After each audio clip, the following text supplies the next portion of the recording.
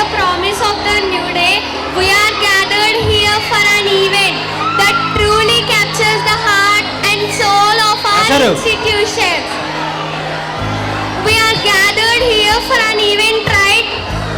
This truly captures the heart and souls of our institution. Silence in the Myself, I am Harshini from First BPC NEET. Together, we will be your enthusiastic hosts, guiding you through these spectacular celebrations.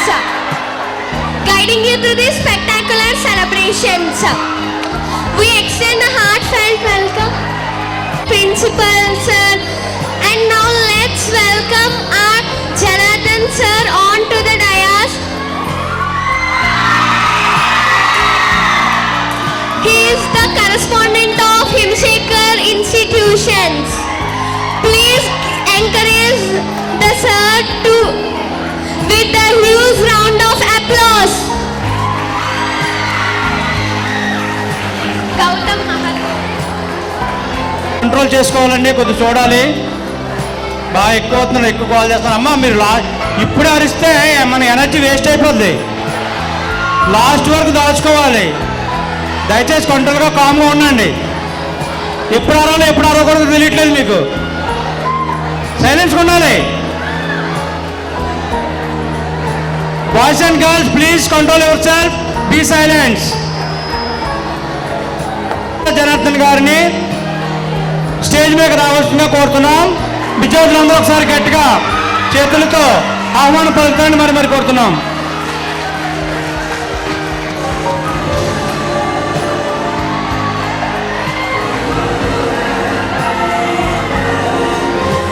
Thank you very much sir.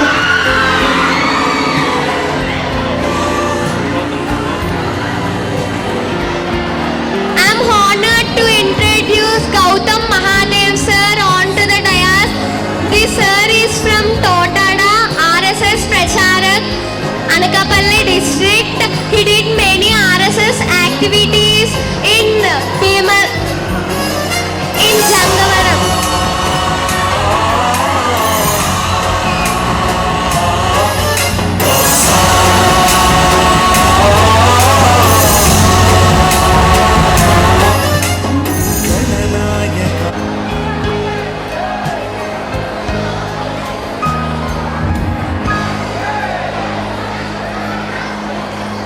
సందర్భాన్ని బట్టి గట్టిగా అరవడం అవన్నీ చేస్తే పర్వాలేదు, కానీ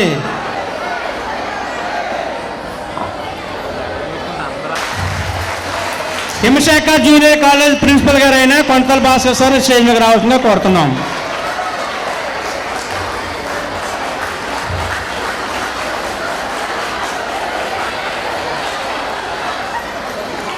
Thank you. Invite our Saurabh sir onto the dais, who is the academic dean of our Himshekar institutions.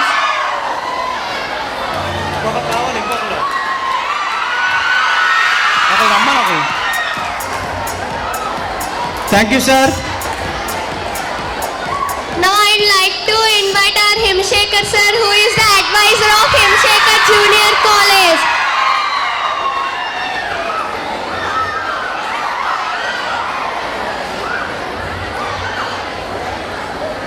Thank you very much, sir. Now I'd like to invite our Sridhar sir, who is the principal of Himshekar Degree College. Clap everyone. Himasekhar degree college principal గారు అయినా శ్రీధర్ గారిని stage మీద రావాల్సిందిగా కోరుతున్నాం. Thank you sir, thank you very much.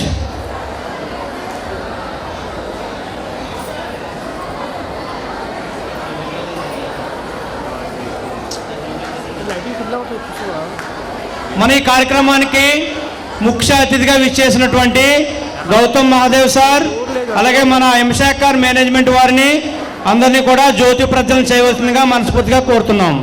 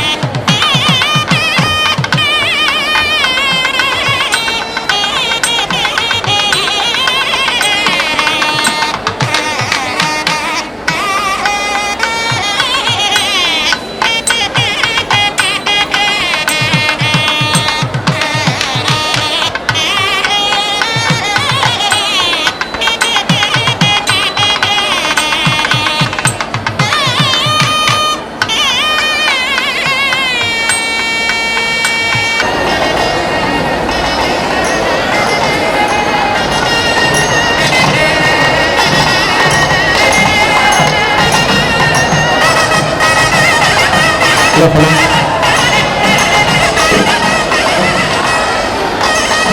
Hello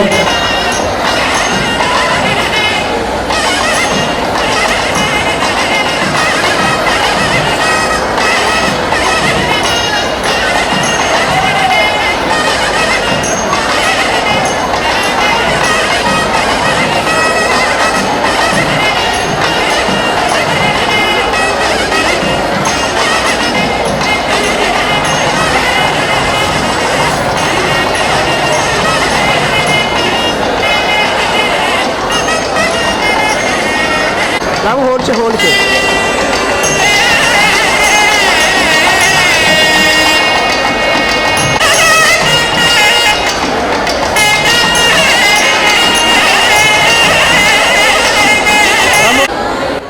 Gautam Mahadev సార్ని ఈ కార్యక్రమం ఉద్దేశించి అలాగే పిల్లలను ఉద్దేశించి 2 అమూల్యమైన మాటలు మాట్లాడవలసిందిగా వినయపూర్వకంగా కోరుతున్నాను.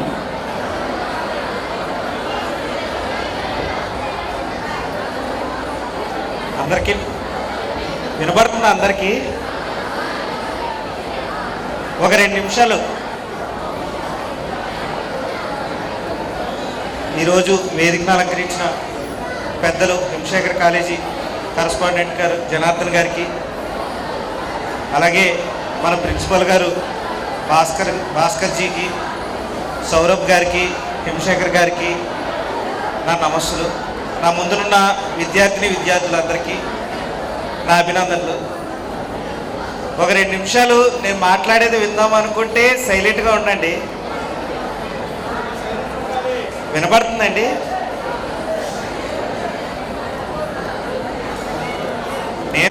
మేము కూడా మీలాగే అల్లరి చేసేవాళ్ళమే, కానీ మా లెక్చరర్స్ వాళ్ళు వచ్చారంటే సైలెంట్గా ఉండేవాళ్ళం. వినపడుతుందండి?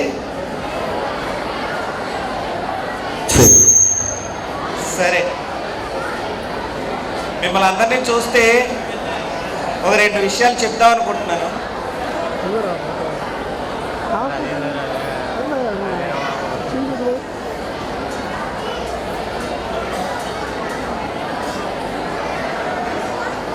సరే అయితే అమ్మ దయచేసి సైలెన్స్ ఉండాలి. ఎవరైతే ఉన్నారో ఆ ఇబ్బంది పడుతూ ఒక గురువు గారి దగ్గరికి పంపించారు. పాప ఇంట్లో తల్లిదండ్రులు ఇద్దరు అల్లరికి పడలేక ఆ గురువు గారు కూడా చూశారు. ఒకరోజు ఆ శిష్యుడికి ఏదైతే ఉందో చిన్న రాయి ఇచ్చాడు. ఆ రాయి ఏదైతే ఉందో దాన్ని ఏదైతే ఇనుముకి తాకిస్తారో దాని నుంచి బంగారం పడుతుంది. దీన్ని నేను రేపు సాయంత్రం లోపు వస్తాను, ఈ లోపు దీన్ని నీకు నచ్చినంత ఇనుముకి తాగిలిచ్చి నువ్వు అంత గొప్పవాడు అవ్వాలి అనేసి గురువుగారు చెప్పేసి వెళ్తారు. కానీ ఆ అబ్బాయి ఆ రాయి తీసుకొని రేపు సాయంత్రం దాకా ఉంది కదా అని ప్రశాంతంగా ఆ యొక్క ఆశ్రమంలో మంచి నిద్ర తీస్తాడు. ఉదయం 6 అవుతుంది, టిఫిన్ తినే టైం అయింది కదా, టిఫిన్ తింటాడు.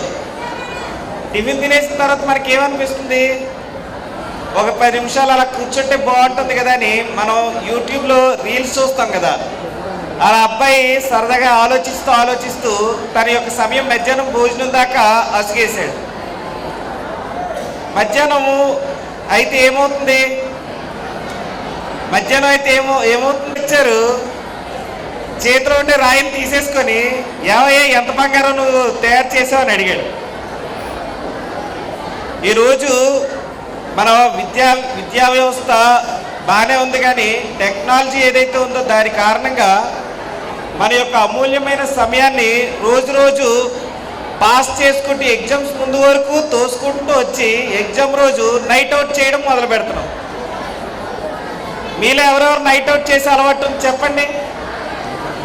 మేము ఎగ్జామ్ ముందు రోజు రాత్రి 12-1 గంట దాకా చదువుతాం అన్న వాళ్ళు చేయొద్దండి.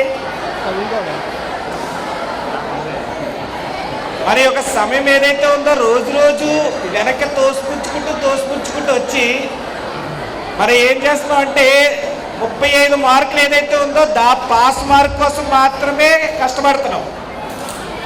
దానివల్ల ఇబ్బంది ఏంటంటే తర్వాత మన చేతిలోకి గ్రాడ్యుయేషన్ వచ్చిన తర్వాత సరైన ఉద్యోగాలు లేక ఇబ్బంది పడుతున్నాం.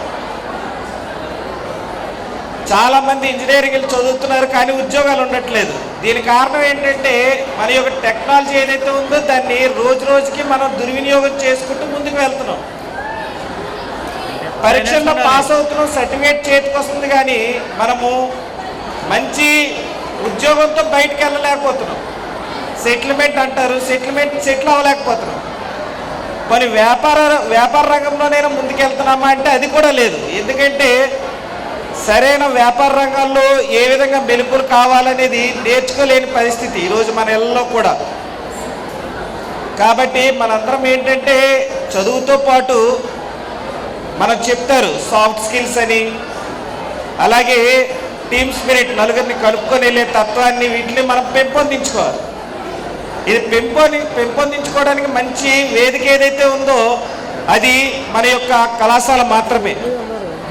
మన కళాశాలలో సరైన నడవడిక, అదేవిధంగా నలుగురితో కలిసి ఒక ఈవెంట్ని ఆర్గనైజ్ చేయడము, చిన్న చిన్న కార్యక్రమాల్లో మనం యాక్టివ్గా పాల్గొనడము.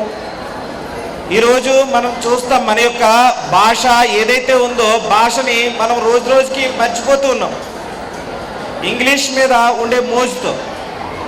అలాగే మన యొక్క కల్చర్ ఏదైతే ఉందో దాన్ని రోజు రోజుకి మర్చిపోతూ ఉన్నాం.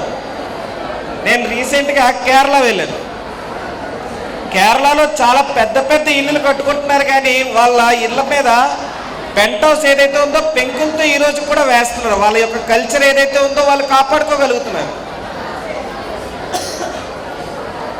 వాళ్ళకి తెలుగు వస్తుంది కానీ మలయాళంలోనే మాట్లాడతారు. అంటే మన ఇంగ్లీష్ని వీటిని మనం మాట్లాడాలి కానీ మన భాషను మనం మర్చిపోకూడదు. మన యొక్క ప్రాంతానికి ఉనికి ఏదైతే ఉందో మన యొక్క సంస్కృతి సాంప్రదాయాల మీదే ఉంది. వాటిని మనం కాపాడుకోకపోతే మనం ఏంటి, జీరోయే కదా. మన ఉనికి అనేది ప్రపంచం చెప్పుకోదు. కాబట్టి మనందరం మన సంస్కృతి సాంప్రదాయాల్ని కాపాడుకోవాలి. మన యొక్క స్వదేశీ ఏదైతే ఉందో స్వదేశీ ఉత్పత్తుల్ని వేటిని వాడాలి. మన భారతదేశాన్ని ముందుకు తీసుకెళ్ళాలి.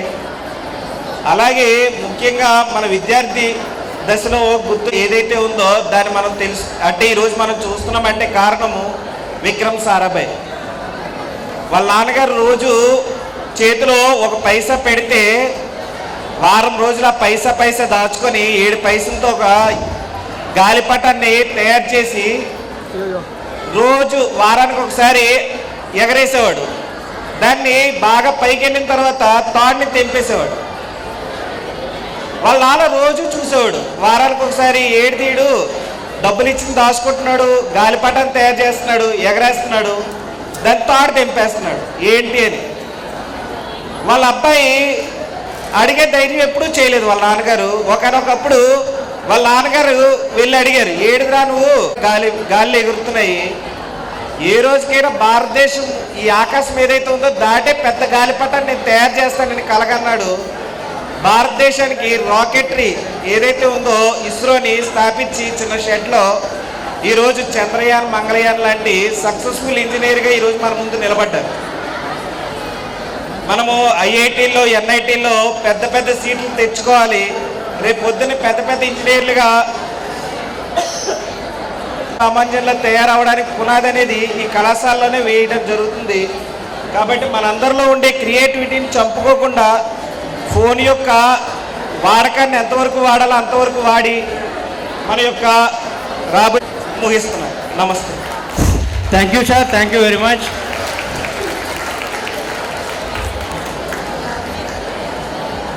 గౌతమ్ మహాదేవ్ గారు చాలా అమూల్యమైన మాటలు చెప్పారు. So Janardhan sir, correspondent sir మాట్లాడతారు. దయచేసి అందరూ ప్రశాంతంగా వింటారని కోరుతున్నాం. ఇంకా వాయిస్ వస్తుంది ఎక్కడో. అతిథులు అందరికీ కూడా ముందుగా నమస్కారం.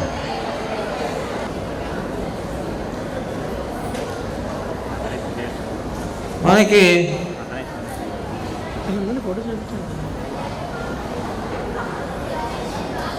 సిలబస్ పూర్తి చేసుకున్న ఒక అమ్మాయి వాయిస్ చాలా గట్టిగా అనిపిస్తుంది. నేను ఐడెంటిఫై చేశాను కూడాను. అమ్మాయిని శాశ్వతంగా కాలేజీ నుంచి బయటకు పంపిస్తా. అదే వాయిస్ మళ్ళీ వినిపించిందంటే అమ్మాయిని శాశ్వతంగా బయటకు పంపిస్తా.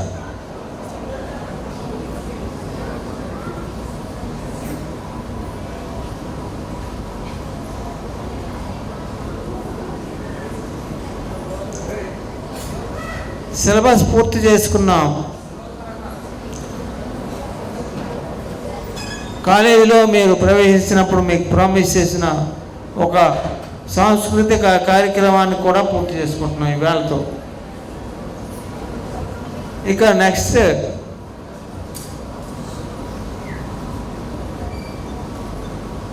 రిజల్ట్. మనం ఏదైతే ఉద్దేశంతో ఈ కాలేజీలో చేరామో దాన్ని ఫుల్ఫిల్ చేయాలా, తల్లిదండ్రులకు సాటిస్ఫై అయ్యేటట్టుగా మంచి రిజల్ట్ వాళ్ళ చేతిలో పెట్టాలి. అది మన ఆబ్జెక్టివ్. సో వచ్చే 2 నెలలు దాని మీద దృష్టి పెడతాం. విద్యార్థులు మీరు సరిగ్గా రెస్పాండ్ కాకపోతే టార్చర్ అనేది ఎలా ఉంటుందో మీకు రుచి చూపిస్తారు. టార్చర్ అనేది ఎలా ఉంటుందో మీకు రుచి చూపిస్తారు. సో జాగ్రత్తగా ఉండండి, కరెక్ట్గా రెస్పాండ్ కావాలి. Already half yearly exams complete అయ్యాయి. ఆ రిజల్ట్ అంతా నా టేబుల్ మీద ఉంది. ఎవరు మంచి మార్కులు తెచ్చుకోగలరు, ఎవరు కాలేజీ రెప్యుటేషన్ నిలబెడతారు,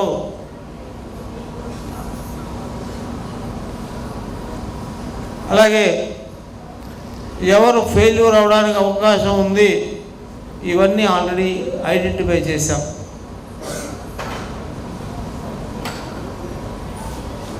మీరు ఇంకా ఈ జూన్ నుంచి ఇప్పటిదాకా ఏదో చేశారు,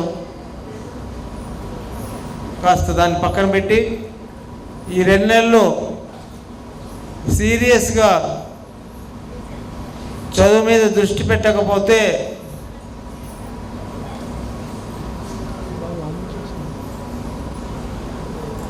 వాళ్ళు చాలా సఫర్ అవుతారు.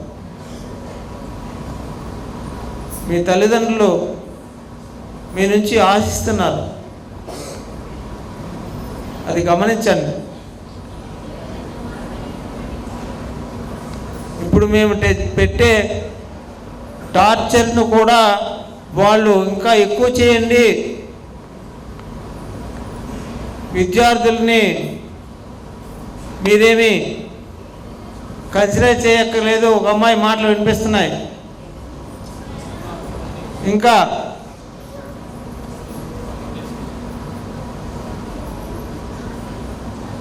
నేనే ఆల్రెడీ ఐడెంటిఫై చేశాను, నేనే వస్తాను డైరెక్ట్గా.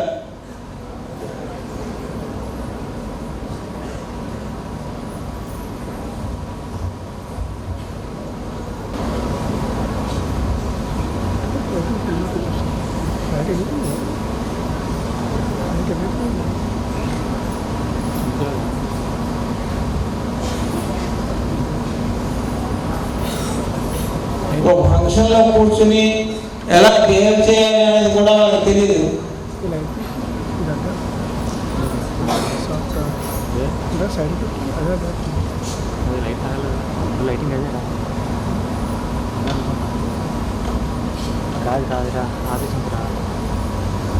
అలాగే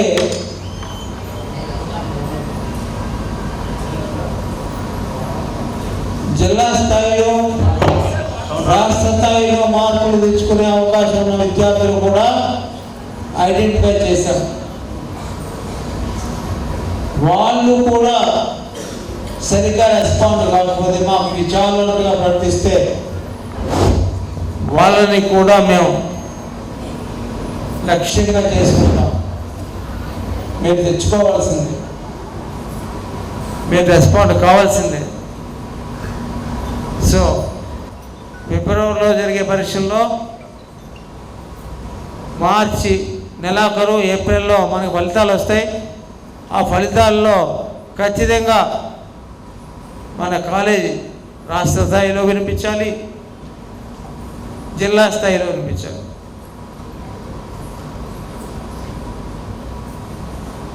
దానికి మీ అందరూ కూడా రెస్పాండ్ అవుతారని ఆశిస్తూ best of luck. Thank you. Thank you very much sir. ఉంటారని నిరూపించాలి. సో ఈ కార్యక్రమానికి ఇచ్చేసినటువంటి మన ముఖ్య అతిథైన గౌతమ్ మహాదేవ్ గారికి మరొకసారి ప్రత్యేక ధన్యవాదాలు తెలియజేసుకుంటూ, అలాగే విద్యార్థుల తరపు నుంచి మన కాలేజీ మేనేజ్మెంట్కి ప్రత్యేక ధన్యవాదాలు తెలియజేస్తున్నాం. Thank you very much sir. Thank you. Kiran sir. Sir